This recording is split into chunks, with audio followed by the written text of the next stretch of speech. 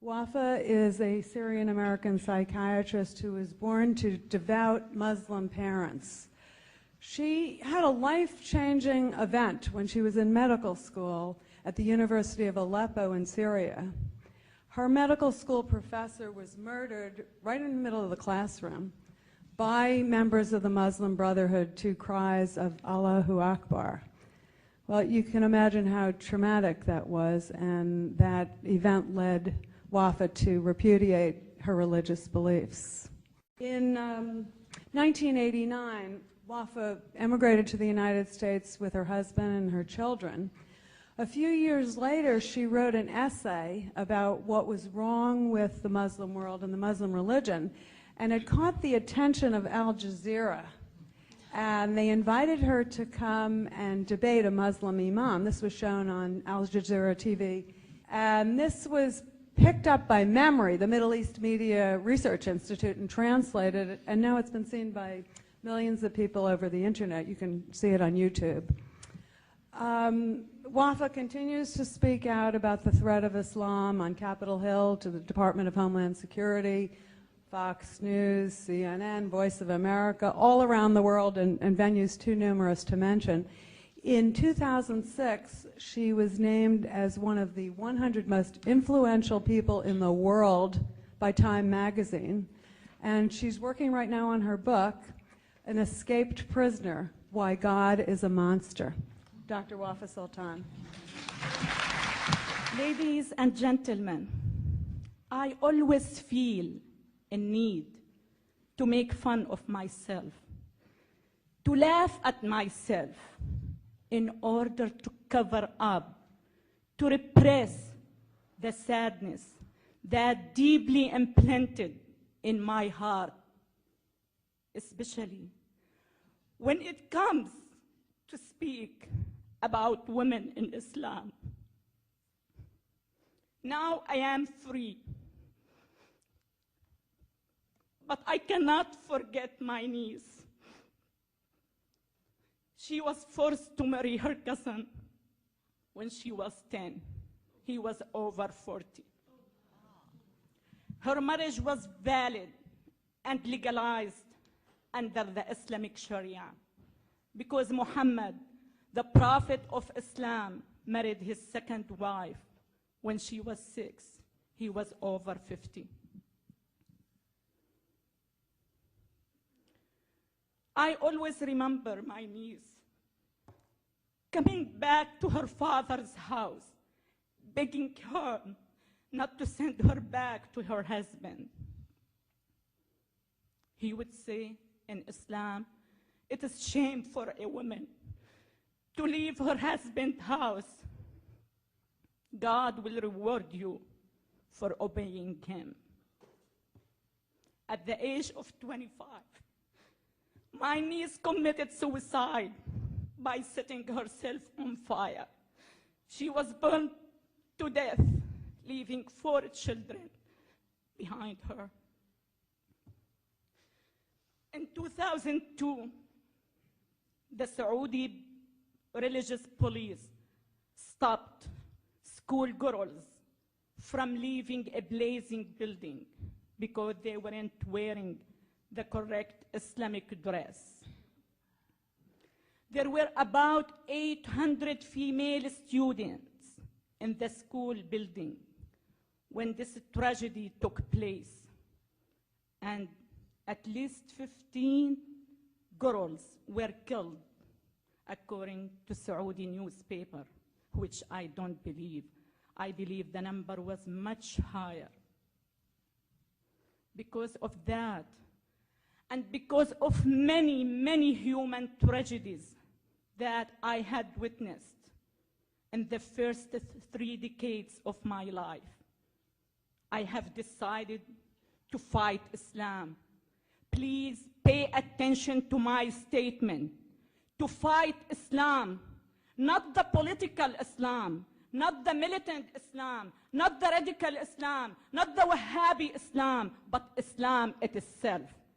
I truly believe that the West has invented these terms for the sake of being politically correct.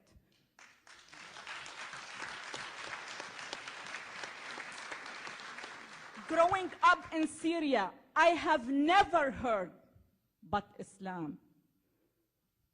Islam has never been misunderstood.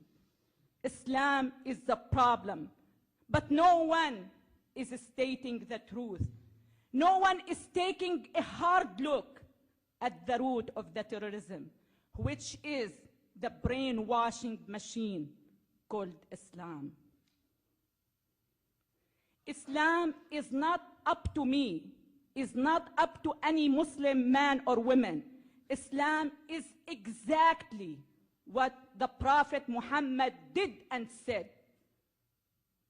In order to understand Islam, you have to read the biography of Muhammad.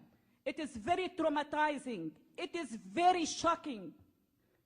He married his second wife when she was 6 years old. He was over 50.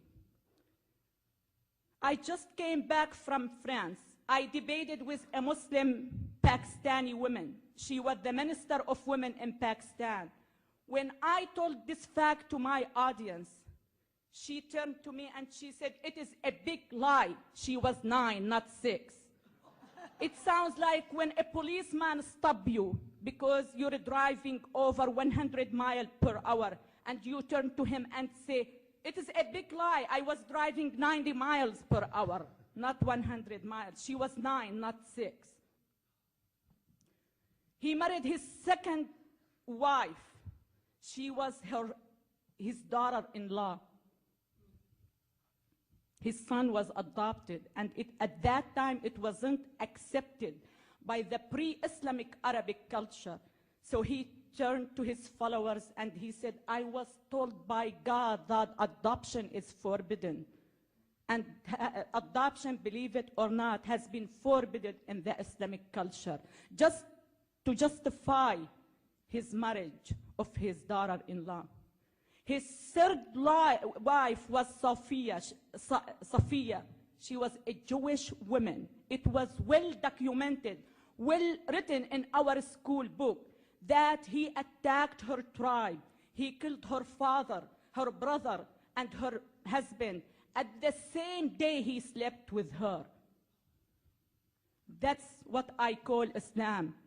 You need to know, you need to understand that Islam is the problem. I am sick and tired of people here in the West asking me to soften my message. I am sick and tired of people asking me, "Are you trying to change 1.3 billion people?" Yes, I am trying. Yes, I am.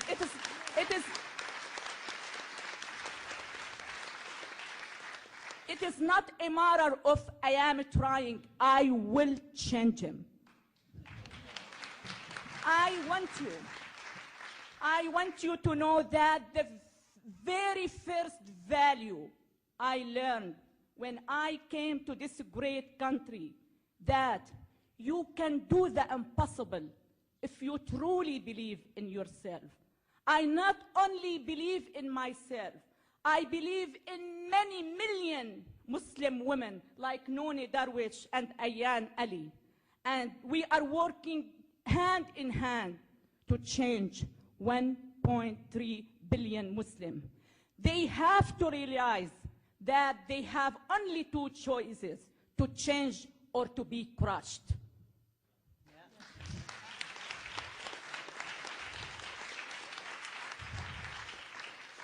Please, please don't let your civilized way of thinking interfere with your defending your great country.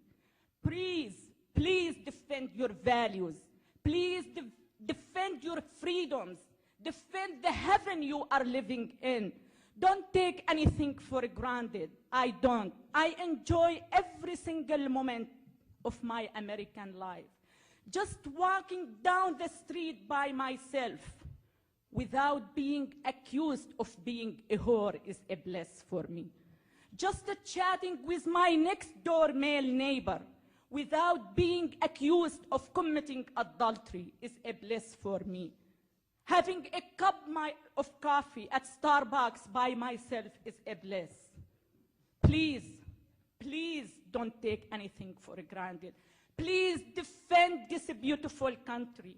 My dream is to see my country, Syria, as free as America, not the other way around.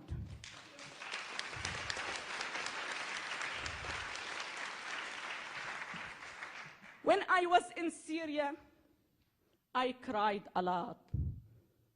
Now that I am free, I still cry, and much harder, for those women whom I left behind. My dream of one day, having all of them free, should be the dream of all humanity. Thank you so much. God bless you. God bless